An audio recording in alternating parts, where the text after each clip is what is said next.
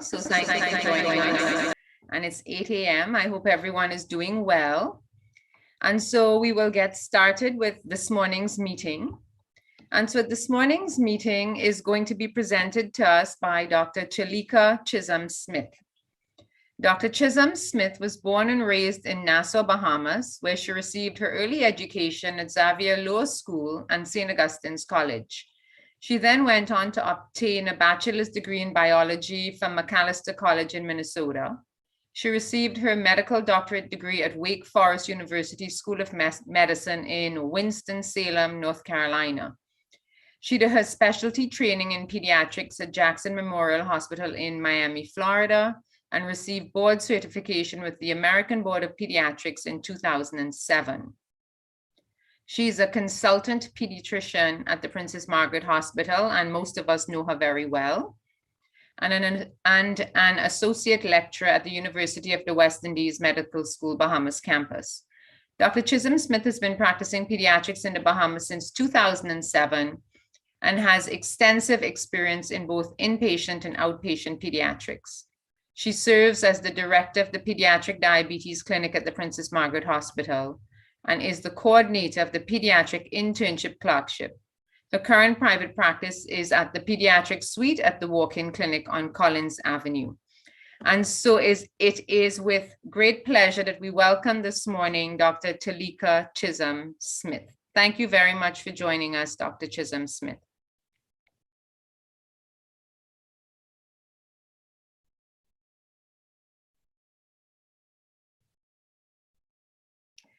Okay, so if you are speaking, Dr. Smith, we are not hearing you. You need to unmute your mic. Okay, how is that?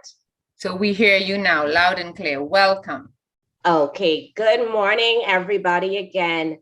And thank you for joining us this morning. Today, we're going to be talking about a very important topic as we try to navigate this pandemic. And so basically, we're talking about the safe return to school for these children during this COVID-19 pandemic. We're going to look at what the literature is saying in regards to this topic.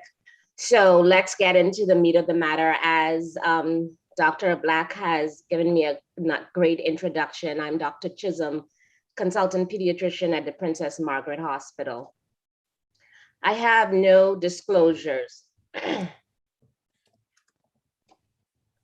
So our learning objectives for today is that we are going to review the layered strategy approach of preventing COVID-19 transmission in schools. We are going to review the transmission of COVID-19 in the education setting, pre and post Delta variant. We're going to take a brief look at the COVID-19 statistics in youth in the Bahamas as they are available. And also, after reviewing the literature, we're going to give some recommendations on how we can possibly safely open school in the midst of this pandemic. Some key points we're going to look at in regards to the safe opening of school. We need to remember that any safety measures that we put in place is going to serve to mitigate but not eliminate the transmission of COVID-19. And that's a very important point. We have to have realistic expectations of what we're trying to achieve. When we look at in-person school openings, the benefits far outweigh the risk in pretty much all situations. We have to look at the social, physical, and emotional well-being of the children, okay? And we also need to realize that the science and data must be used to drive our decisions when we make these decisions about opening and closing schools. It cannot be guided by emotions, but more by what the science and the data is saying. And then another key point that we need to focus on is that the transmissions, the COVID-19 transmission in school has been shown not to drive community spread. And this is kind of going to be the theme throughout the presentation. The WHO and UNICEF and UNESCO all have put some very strong statements out in regards to school opening. One of the strongest statements that I've seen and that they have put out, but many countries, including the Bahamas, really has not been adhering to, is this first statement that I have here, is that schools should be among the last places to close and the first places to reopen.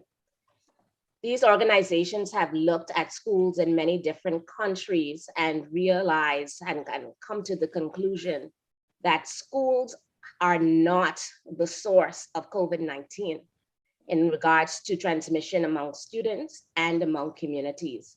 And this is why they are able to have this very bold statement that schools need to be the last place to close and the first place to reopen. And we're going to look into this even more throughout the presentation, why they're able to put out this very bold statement.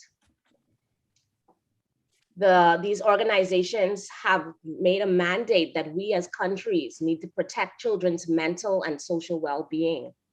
We need to protect the most vulnerable and marginalized children. So the children living in poverty, the children who have the least access to internet and technology, the children who are most at risk for abuse and neglect. These are the children that we need to focus on when we look at school reopening and other things related to the pandemic. We need to improve the school environment, and we need to implement a vaccination strategy that is specifically designed to keep children in school. So let's take a look at the disease burden in children. How has COVID-19 affected children in general throughout this entire pandemic? Very early on in the pandemic, it was thought that children played a very, very minor role in COVID-19 transmission, COVID-19 infection. It was thought that a very small percentage of all COVID-19 positive infections were children. However, later studies have actually proven quite the contrary. Initially, it was thought that they were a very small percentage because their symptoms were so mild or even asymptomatic. So they did not come to medical attention and therefore often were not included in the count. But the later studies that did more broad range testing showed that children between the ages of 5 to 17 had a similar infection rate as adults between the ages of 18 to 49. It's just that their symptoms were milder as compared to their adult counterparts, but the infection rate were actually similar. When we look at our local statistics, this graph on the left was provided by the Ministry of Health. This is our data for ages 0 to 19 from the start of the pandemic up until August 2021. When we look at our trends, and the graph on the right represents our total cases as reported by the World Odometer COVID-19 data. As you can see, the pattern for the children pretty much mirrors the pattern for the overall population. So the children's COVID-19 positivity, it follows the same pattern as your overall population.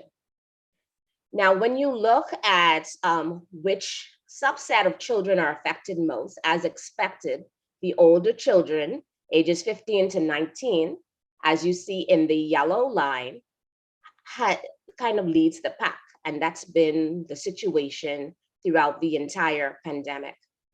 But what I found was interesting.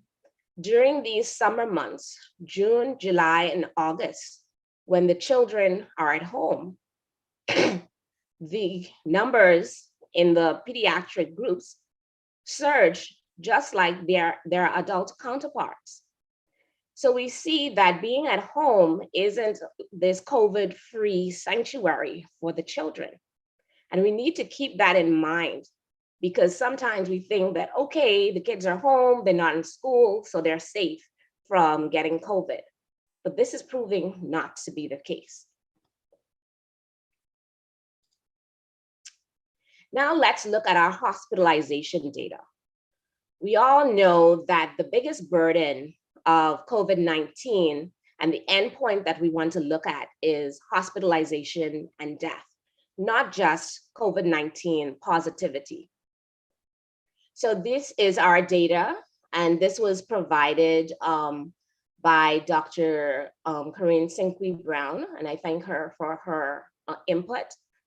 So this shows that our total hospitalization, pediatric hospitalization from the beginning of the pandemic at Princess Margaret Hospital for the ages of 0 to 19 years old was a total of 46. 8 of these patients included the very complicated and severe MISC. 27 of these patients were 0 to 9 years old, and 19 were 10 to 19 years old. At Princess Margaret Hospital, our higher disease burden were in the younger age children of 0 to 9 years old. And as you can see in this graph, it breaks down the age distribution and also the pattern over the months. At the Rand Memorial Hospital, there were 7 children that were admitted over the course of the pandemic. And at Doctors Hospital, there were a total of 6. Unfortunately, I do not have the age breakdown for those children. There were a total of 1 to 2 deaths over the course of the pandemic. And it's 1 to 2 because there is not clarity of how the deaths were classified, whether they were directly COVID or COVID related. So now we looked at the disease burden of COVID-19 in children. Let's take a closer look at how COVID-19 has been transmitted within our school setting. In my introduction, I made the statement that COVID-19 transmission in schools does not drive community spread, okay? So there have been many studies that actually have supported this. There was a very interesting study that was done in the United States. And what they did is they pretty much separated the United States into counties. And they used the data from insurance companies and their HHS system to look at counties that had face-to-face learning versus virtual learning. And then they analyzed whether or not those counties that had face-to-face learning had increase in hospitalizations. This was a very important study because it was the only study at the time that actually looked at hospitalizations as an endpoint in regards to whether face-to-face learning affected hospitalizations in general. And this particular study showed that face-to-face learning actually had minimal effect on hospitalizations within a population.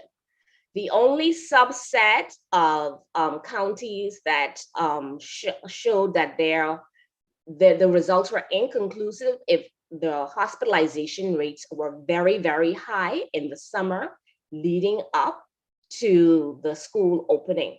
However, if the hospitalizations were mild to moderate, which was defined as 36 to 44 per 100,000 per week, which is much less than what we are experiencing or have ever experienced, then the face-to-face learning had no effect on hospitalizations in general. And this point is very important because I know that when our hospitalizations are high, when the hospital is full, we want to know, can we add another burden of opening school that may even further increase our hospitalization rates? But this study is showing that school opening in and of itself does not increase the hospitalization rate in the community. There was another study that was done in Italy during their, in the peak of their surge, where they continued to keep schools open. And again, it showed that there was no further increase in, it showed that there was no high spread within the school, even though the community spread was very, very high. And then we look at additional studies that were done in Australia and Mississippi. And all of these studies show that that communities, even when there is high community spread, the transmission within schools are low. But of note, all of these studies were done when specific mitigation measures were in place. And we're going to talk about that a little bit more. But I want everybody to keep in mind now that these studies were done in the pre-Delta era. And as we all know, when the Delta variant came about, it pretty much annihilated so much information that we knew, the statistics, the way we saw COVID, the information we knew about how COVID was transmitted. So many things had to change once the Delta variant came about. So these are just some additional studies that looked at how COVID-19 was transmitted in schools in the pre-Delta era. And I'm not going to spend a lot of time on this right now because honestly, I feel that a lot of this information is not even relevant anymore because of Delta. But I want us to focus our attention on the post-Delta era. So, and I want everybody to really pay attention to these studies because these are kind of benchmark studies that really look at how COVID is moving around now in this Delta era. So this study here was done in New South Wales in Australia. It was a very large study. And so what was going on in New South Wales, Australia now is that they started seeing Delta in around June of 2021, which is around the time we started seeing Delta in the Western world, United States, and in our area. So they immediately began to track what was going on in the schools now that we know about this crazy Delta variant now. So between June 16th, 2021 and August 19th, 2021, they gathered this data. Now, what were the results of this data? They found that they got 59 source cases. So that means that 59 kids were positive for COVID-19, came into the school. And what happened once these kids that were positive for COVID-19 came into the school? So they traced all of these students, every single student that came in that was considered a close contact, which they defined as being within 6 feet for more than 15 minutes. They actually tested them with PCR. So that was more than 2,000 cases that were actually tested. And what they found was that of those cases, there were 106 secondary cases, and they were able to calculate that the secondary attack rate was 4.7%. And compared to the pre-Delta era, that was 5 times the secondary attack rate.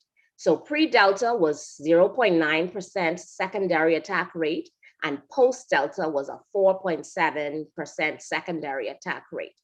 Now, they noted that in the schools, the secondary attack rate was relatively low compared to the community, because remember now, this is during a very high surge of Delta in the community, but it was quite a bit higher than the pre-Delta era. Now, what was important also that the tertiary attack rate now, so these kids who had gotten COVID in school, those who then went home, those household attack rate was close to 70%. Okay, so basically the take-home message from this particular study again is that relatively low transmission within the school compared to the community, but much higher compared to the pre-Delta era. So let's look at another study, another really big benchmark study. And again, we don't have a ton of data in this post-Delta era because again, Delta came around June 2021, which was around the end of the last school year. So a lot of this information came about during the summer months when some schools were still open, and we had to get data from year-round schools. So this North Carolina study was another very good study that gave us some information on how Delta variant is moving within our school community. So again, this was very similar to the Australia study, where they looked at data between June and August 2021. What was going on around the time? There was high community spread. This was among the big Delta surge. In the schools, there was a universal mask mandate, similar to what we do here, a 3 feet social distancing policy. In the community, there was about 30 to 60% fully vaccinated adult population. Just to put that into context, in the Bahamas right now, we have approximately 20% adult population fully vaccinated. What they did is they quarantined all the close contacts of positive cases. Again, a very big studies, 20 school districts were involved, 783 schools, 60,000 students, and 11,800 staff. So a lot of good information came out of this study. So what we learned from this study is that, one, the vast majority of the cases were community acquired. So the ratio of community acquired cases to in-school acquired cases was 13-1. They also learned that the secondary attack rate in school in this particular study was 2.6% compared to 1% in the pre-Delta era. And again, this was done in the face of universal masking. So what are the take-home messages from these very large studies that were done in this post-Delta era? One, the in-school transmission still is very low compared to the community. And two, the post-Delta transmission is higher compared to the pre-Delta transmission. However, all of these studies were done when mitigation measures were in place. So that leads us to our next section of what mitigation measures do we need to put in place to try to ensure that we keep our transmission rate in schools at their absolute lowest. So the strategy that has been taken is this layered prevention strategy approach, which means that you don't just do one thing, you do all of these things and you do it at the same time. So you're talking about vaccination, masks, physical distancing, ventilation, quarantining, and screening. And I put a star next to screening because the screening recommendations are relatively new and logistically difficult, in my opinion. And we're going to look at that a little bit more. So the layered prevention strategy that is recommended, like I said, in multiple studies have shown to have a very result in a very low transmission rate in our schools. So the first thing we know is vaccinations. Vaccinations, we know, decreases transmissions. I won't even dwell on that. That has been proven. Then we look at universal masking.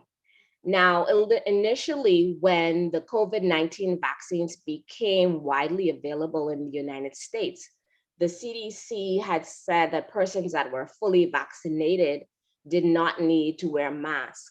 However, when the Delta variant reared its ugly head, they quickly had to rescind that announcement. And they made an updated announcement on August 4th, 2021. And basically they said that everybody needs to wear a mask indoors. And when they made their specific statement in regards to school guidelines, they stated that all staff, all students need to wear masks all the time indoors at schools. And that is a very specific mandate and not up for discussion, even though it has been debated in many spheres. Next is your physical distancing. This is something we've been talking about for a long time from the beginning of the pandemic. However, there have been some changes in the recommendations throughout the pandemic. Initially, the recommendation was for there to be 6 feet distancing. This 6 feet recommendation actually made it very difficult, particularly in schools with larger population density. And throughout the pandemic, the 6 feet guideline actually had decreased to 3 feet. And many of the studies had confirmed that 3 feet was indeed sufficient to prevent transmission. Of note, these studies, again, were done before the Delta variant. I was not able to really find any studies that looked at the distance required since the Delta variant. But prior to the Delta variant, it had been firmly proven that 3 feet was sufficient, along with the other mitigation measures, to keep transmission low. And now, what about ventilation? Now, the ideal situation to decrease or prevent the transmission of COVID-19, I would say decrease the transmission of COVID-19 is outdoors. If we can take all of our classes outdoors, we would be doing great. But of course, that is not logistically possible. But so there are some things that we can do to help in regards to indoor classes. So these guidelines or recommendations were put forth by the CDC. So what can be done is actually keep the windows opened in the classroom, so allow that nice fresh air from outside to circulate within the classroom. They actually recommend putting actual fans within the windows, and that actually brings the fresh air in and takes the stale air out. This prevents the concentration of the COVID-19 particles in the immediate area to prevent transmission. They also state that HEPA filters and UV lights in the classrooms can also be helpful. They want to encourage outdoor activities, also using HVAC systems that introduce outdoor air into the classrooms is better than having circulated indoor air. And also the placing exhaust fans in restrooms and kitchens and other enclosed areas will also be helpful as well. Now, screening and testing. I actually learned something here. So as I had stated earlier in the presentation, many of the children, particularly the young children, are asymptomatic with COVID. And when you have asymptomatic patients or asymptomatic children or students coming into the school, you run the risk of increasing your secondary attack rate, meaning that when they come in, they go unnoticed, nobody tests them, nobody looks at them, they're just sitting in the classroom, and then they can pass on the COVID-19.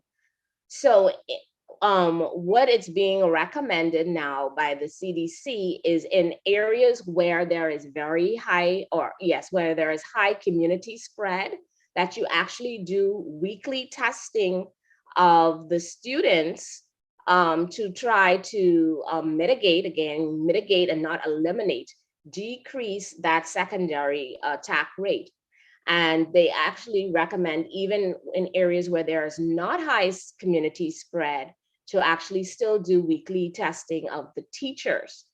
Now, of course, we know this can become very expensive and logistically difficult, but this is a recommendation, particularly in areas where you may have high community spread, and also in areas where you may not be able to implement some of the other mitigation techniques that we talked about earlier. So some strategies that they talk about is pool testing. So what pool testing is that you get several test samples from several persons and put it together in one sample and test that one sample. And if that one sample is negative, then all of the persons in that sample are deemed negative. However, if that one pooled sample is positive, then you have to test each of those samples individually. So when you do pool testing, it actually cuts down on time and money. Okay. So some of the other things that can be implemented with testing is that you, like I said earlier, that you do weekly testing for unvaccinated, low-risk persons, but as frequent as bi-weekly testing for high-risk persons, meaning persons that are involved in high-risk activities like your contact sports, athletes and coaches, etc. What type of testing? They said PCR or antigen testing is acceptable. We do know that the PCR testing is more reliable. So you're gonna get better information from your PCR, but it's been found that both PCR and the antigen will help to mitigate, again, mitigate, not eliminate the spread.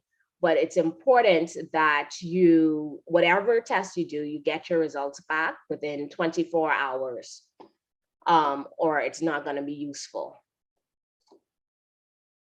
So quarantining and staying at home, we know this, that you stay home if you have symptoms. There have been some specific recommendations in regards to vaccinated people.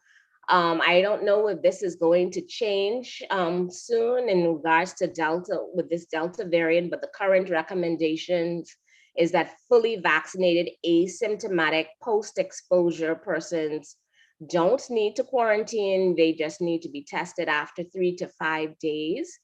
And if someone tested positive within the last 3 months and they have been exposed, they do not need to test and they do not need to quarantine unless they are symptomatic. So those are the current guidelines. And like I said, it may change with this Delta variant. Monitoring is a very important. In order to get the data and the science, we need to monitor what's going on. We need to monitor our vaccine coverage. We need to be tracking how many staff and teachers and students are being vaccinated. We need to track the transmission, looking at all of the secondary attack rates. We need to be doing the screening and also monitoring the outbreaks as well. So another thing is, as we start to wrap up, is we need to also, we cannot be, in terms of safety, returning back to school and being safe, we're talking about COVID, but remember, we have all of these diseases and things we have to worry about pre-COVID. So we cannot be completely COVID-centric. We have to still continue to do our school physicals, our hearing screens, our vision screening, our routine physical exams, and most importantly, our routine vaccinations. Okay, so after reviewing all of the data, and hopefully this can generate some discussion and questions at the end in regards to what do we do now? Can we open schools safely? What I would recommend at this point is, yes, we can open schools safely, but with certain things in place. So what we've been doing from the beginning, and we've been doing well, we continue. The universal mask wearing, the 3 feet apart, the hand hygiene, the ventilation. Those things are pretty much basic standard. We've been saying that pretty much from the beginning of time. But now some of the harder things, the tougher decisions, the things that are more logistically difficult and expensive, the vaccinations, we need a vaccination strategy for those 12 years and older and staff of schools. We need to be very intentional in how we are going to fully vaccinate our school population. Right now, we have vaccines available pretty much that can vaccinate our entire high schools and their staff. So that's the 12 years old and older. Now, I want everybody to keep in mind that very soon we're likely going to have 5 years old and older. On October 26th, the FDA is scheduled to meet to give Pfizer EUA approval for 5 years old and older COVID-19 vaccine. So that's a conversation that we need to start to have. And that's what we need to start to plan for that as well, because that can really be a game changer on how we can safely open schools and keep schools open for at least for the near future. We need to have increased testing and screening, particularly among the unvaccinated. We need rapid reporting and quarantining to minimize the secondary attack rate. And I think a lot of these things are in place, but I think we need to continue and to support and bolster these programs. We need to continue to monitor, like I said in my last slide, monitoring is key, because as you monitor, it gives you the data, and the data gives you the science. And the science allows you to make science-based decisions, not emotional decisions, because like I said, even though we see these very high transmissions rates in the community, that does not necessarily translate to the transmission rates in the schools. So we need to know exactly what's going on specifically in the schools so that we make the right decisions for a school closing and school opening. We need to make sure that we maintain our hybrid and virtual model so that there will be seamless transition between schools being opened and closed and sending school children home to quarantine or to isolate after exposures.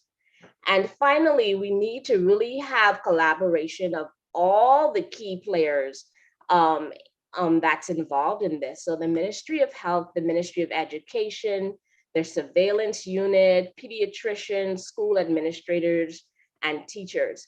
And I think if we all work together, we will be successful in not only opening schools, but being able to keep our schools open and keep our children safe.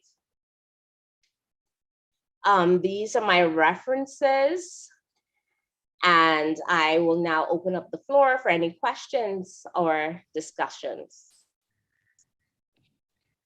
Thank you very much, Dr. Chisolm, for that presentation and for showing us the data and showing us how to use the data to make evidence-based recommendations. And so we have a question. If the kids are physically active and recover so well and quickly, is vaccination still the best choice for the 5-year-olds and older? Okay, so that's an excellent question. So we really need to not, when we look at infectious diseases in general, we need to not only look at the disease process in the individual, but also we need to look at the population in general. So in order to get herd immunity, we really have to immunize the herd. So sometimes when we vaccinate not to protect that individual, but we vaccinate to protect the herd. So what we're seeing now, and particularly in areas where there are high vaccination rates in adults, now what's happening is that COVID is running wild in the children, okay? So earlier in the epidemic, the children made up 5-10% of all COVID infections. Now we're seeing the kids are making up 30-40% of the infections. And that's because the adults are vaccinated. And so the COVID is going through the path of least resistance, which is the unvaccinated children. So we're really not going to get a grasp of this situation unless we vaccinate the herd. And the herd is the entire herd, that's the adults and the children. Thank you. And we have lots of fantastic talks, excellent presentation, a lot of useful information, great studies sourced. And so I have another question here for you. Does the Ministry of Education, in collaboration with the Ministry of Health, have a COVID protocol for school reopening? Also, if there is, has it been developed in collaboration with the pediatric division? I do not know of a protocol that is in place. Um, in regards to collaboration with pediatrics, I don't know of that as well. I know I am not involved in any particular protocol, but I definitely can say that we would definitely welcome such a collaboration. And I think it's very important. That was like my last point. We need to collaborate. We all need to sit at the round table together and make these decisions together. So I think, yeah, that's a very important question and a very important point that we need to work on. Yes, exactly. And it's a point that is being made over and over in the chat. We need to ensure that the Ministry of Education is being exposed to this level of evidence-based discussion. And so just to, let the the the listeners know, the meeting has been recorded, so the meeting is available for use at any educational level. Because I think that your meeting, Dr. Chisholm, can bring a lot of light, even if exposed to just the teachers, the principals, have a chance to listen to what you've said this morning. And so we have another question, comment. Good morning. Is a school, in a school setting, teachers are very concerned with the handling of books and teaching materials. What type of reassurance can we provide in regards to the spread of COVID when it comes to surfaces?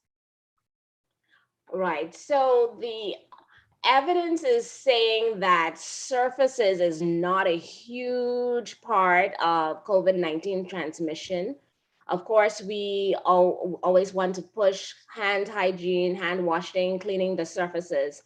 And I think that once we implement that and keep that in place, that will be sufficient. But the surfaces itself is not a huge part of COVID-19 transmission, as more recent evidence has shown. Thank you. And we have a comment. Excellent answer. Vaccinating the herd in taking the community perspective to complement the clinical world view. I do not see any questions in the chat at this time, Dr. Chisholm, but lots of awesome presentation, excellent presentation, informative information, collaboration is key. So while we wait to see if there are any additional questions, do you have any closing comments? I would just like to say that I learned a lot in preparing for this presentation. As a physician, as a pediatrician, as a parent, it's we are in a position now where it's very nerve-wracking. Sending our kids to school, sending them to camp, sending them to sports. It's a very nervous situation. This whole pandemic is a nervous situation. But we as clinicians, we really need to look at the evidence, kind of take the emotion out of it, and really look at the evidence. We need to realize that being at home is, for the kids, is not a COVID-free sanctuary at all. We need to realize that we as the parents and the adults that are living with these children are going into very high risk COVID situations. So we're going to work at Bahama and Atlantis and the banks and the insurance companies, and they're staying home. And we're bringing COVID to them, and they're not being allowed to go to school. There's so much that they benefit from going to school, this very low risk COVID environment, but we, the parents and adults around them, are going to their very high risk COVID environment, and they're not getting the benefits of going to school. Okay, so we really have to compare and look at the risk and the benefit and look at the science and the data and put it all together. And I don't think there's an easy answer. It isn't like, oh, let's go. Come on, let's go. Time to go to school now. Even now, as a parent, I'm not comfortable. but we have to get comfortable and make the right decision for these children. Thank you. And we have Dr. Swan with us, and he would like to ask you a question, but he also has some comments on the local situation. Dr. Swan, why don't you try and see if you can unmute? Can you hear me? Yes, go ahead. Good And morning. Dr. Swan, introduce yourself and let them know who you are for those of the I audience. could have a tuna and grits and a waffle and sausage bliss. Okay. That's not me. Yes, sorry. My name is Dr. Philip Swan. I work in the Ministry of Health in the Office of the Chief Medical Officer. My position is that of a registrar. And so to first of all say thank you very much, Dr. Chisholm, for this presentation. It definitely reiterated some of the things that we have been, that we have been on, been working on and have been working with the Ministry of Education, Department of Education. So to that individual's question, yes, we have a direct link to both the Director and Permanent Secretary for Education, and we provide them with similar information that Dr. Chisholm presented as relates to the guidances and recommendations. Now, our recommendations are primarily based initially, primarily based on WHO guidelines, and UNICEF had a release that was the last release apparently was, well, unfortunately, it was sometime last year. So we have been looking at other countries for their practices. You would have spent significant amount of time and research on the CDC guidelines. We've also looked at the United Kingdom guidelines and the Public Health Agency of Canada guidelines just to get around the picture, just to make a determination. And incidentally, we have a meeting today with the Ministry of Health to try to figure out what our recommendations will be to education moving forward. And of course, our experiences have been such that all of the, we have a school health service that was instrumental in keeping track of the students in the public schools in the province specifically over the last term. A school was open, which started in February, I think it was, of last year. And during that time, we can say that we did not have any transmission at the school. There were persons who were positive in the community and came in and were quarantined outside, but we didn't have any record of anyone actually contracting COVID-19 in the school setting. So that was a positive sign for us. But of course, that was when we had a low transmission in the community. So we are a little reluctant to go back to that process again. That was the hybrid model of days on, days on, days off, days on. So we are, again, looking at what's going on, not just in your province, but the Family Islands, and making a determination as to whether or not, regardless of the transmission at the community level, but what is the burden or the ability of the healthcare system, the hospitals, to absorb additional patients if we were to have outbreaks. And that has been one of the things of our consideration for the last 3-4 weeks, especially since school has reopened. You mentioned some things about the weekly testing that the US is planning on implementing or has recommended. You might know that during the last school year, there was weekly testing every 3 to 4 days in the UK using the LAMP process. Each family of the child had to be tested on a weekly basis, and that helped them to identify any outbreaks and mitigate any challenges they would have had. Their experience, however, was that it did not necessarily prove cost effective. It did not impact too much. There was not a high uptake or a high incidence or reporting of cases, such that this year they've actually done away with that as a mandatory requirement. If you want to do it, you can, but it's not something that you have to do. So that's one of the things. With the pool sampling that you mentioned earlier as well, that was originally brought up in Germany, and it was actually used for healthcare workers when supplies were low for testing. Again, it is, as you mentioned, a cumbersome process, and we are not sure of the value that would have for the case. We would have to have that exploration with the lab personnel, as Dr. Indira Martin and Dr. Jessica Edwards, who are our lab experts. The issue about self-isolation, whether or not you're positive, that's definitely something we have to determine quickly, because if you're vaccinated, we need to make a determination as to how the individual behaves once they have been identified as being exposed to someone who has tested positive, but they are fully vaccinated. So a lot of the things that you mentioned definitely are things that have been in place, and we're going to ensure that they are recommended and supported going forward. But again, excellent presentation, and I'm glad that this opportunity arose to educate and advise, bring up to date the wider population of physicians as to what is happening, always recommendation in the schools setting. And thank you once again for the opportunity to comment and add as to the local context as to what's going on. Over. Thank you very much, Dr. Swan. Dr. Chisolm, would you like to respond? No, thank you. I'm glad that we have representation from the Ministry of Health, and I thank you, Dr. Swan, for that input.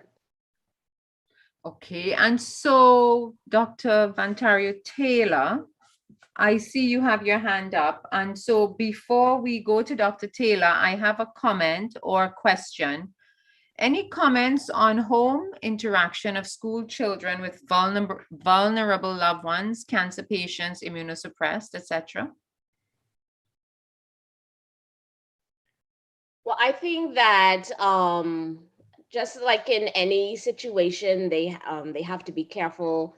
So whether it's going to school, going to church, going to the mall, if you are interacting with someone who is at risk, you have to take the same precautions. But I just want to reiterate that school is proving to be a low risk COVID setting. So you would take the same precautions as you would anywhere else.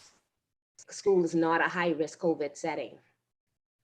Okay, and then we have another question. COVID appears to be ever changing in terms of strain.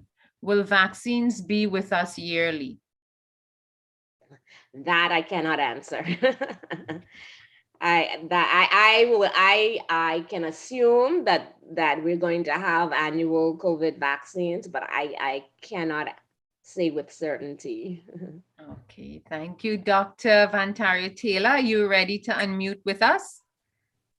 Yes, good morning. Go ahead. Thank you again, Dr. Chisolm, for a wonderful talk. I just wanted to ask, when the recommendation is made for the vaccination of children, do you foresee us offering it at the pediatrician offices like we do for almost all the other vaccinations? Or do you think it would be something that, are we prepared for our pediatricians to offer it, or do you think it'll still be at the governmental level initially? Right. That's a very good question, Dr. Taylor. And I think, again, that's going to have to be something that's in collaboration with the Ministry of Health and the vaccine program, the COVID-19 vaccine program. In my opinion, I think even now we need to decentralize the COVID-19 vaccination in order to get the COVID-19 vaccine distributed more quickly. That's my personal opinion. But that type of thing really needs to be done in coordination with the Ministry of Health. There's a lot of logistic things that need to be put in place in order to do that. I know there are security issues, there's cold chain issues, there's issues in regards to recording data and recording and reporting data. So all of these logistics issues need to be in place as well. But I think with good collaboration and communication, we definitely can do it. Thank you, Dr. Chisolm. And Dr. Jerome Lightbone, I see you have your hand up. Are you ready to unmute? I am. Good morning. Good morning. Terlika, Dr. Chisolm, excellent presentation. Thank you. I'm giving one next Tuesday, so you helped me in a lot of my information. Couple of points. Hope Dr. Swan is still on the line.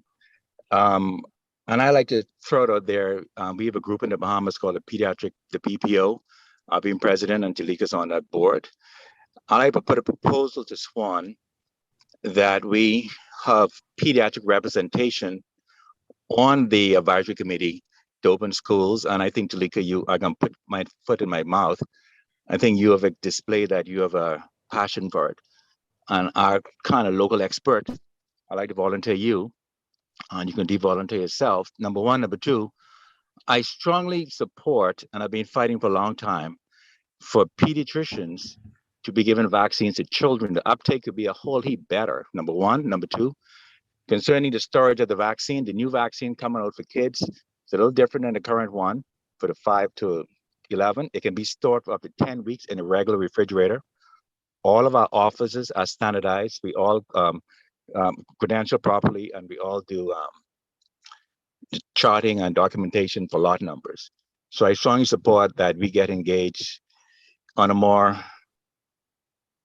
official level with the pediatric body so that we could deliver vaccines safely to kids, and I'm sure the uptake could be a lot better. Thank you.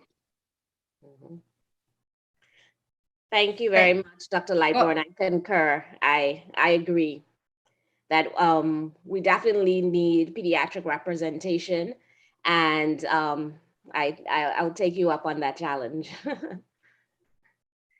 And so thank you very much. So we're getting our collaboration going here. And so before we close off, there are just a couple final comments. Great presentation, excellent information. Any comments specifically for the foundation years? Can they expand on that in regards to the foundation years? Okay, so Dr. Seymour, if you would like to unmute, you can. And while we wait, are you here with us, Dr. Seymour? Yes, I'm here. Can you hear me?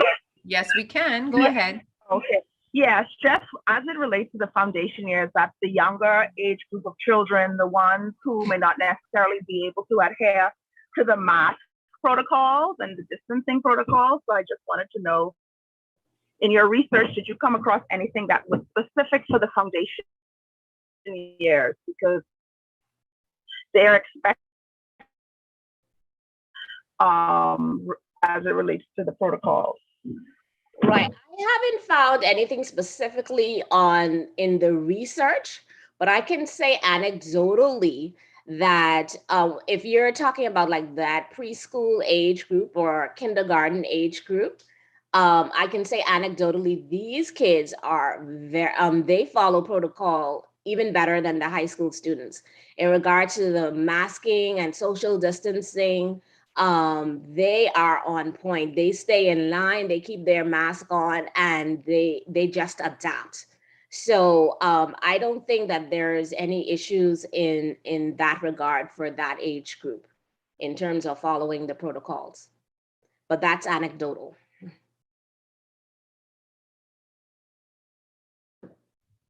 Thank you. And as we get ready to close, I have two last questions in the chat. Great presentation. Does the research break down specific school age groups that is most vulnerable? Kindergarten versus primary school versus high school? Yes, in regards to the age groups that most in regards to the secondary attack rates within the schools, the primary age students were the ones that were most affected. So the high school, it was very little, and the smaller, like kindergarten age, was very little, but that middle group was most affected in regards to the secondary attack rate. Okay, and our final question, schools are sending children who present with upper respiratory infection symptoms to their physicians for COVID clearance before being allowed back in the classroom. Your thoughts on this, please? I think, okay, so there are specific protocols that need to be followed in regards to when they have upper respiratory tract infections. So we know that you still can get a common cold, and it's pretty much impossible to clinically distinguish between COVID-19 and a common cold. So basically, you have to do one of two things. You're going to either have to quarantine. If you have these symptoms, you have to stay at home, or you have to have your symptoms cleared and be tested.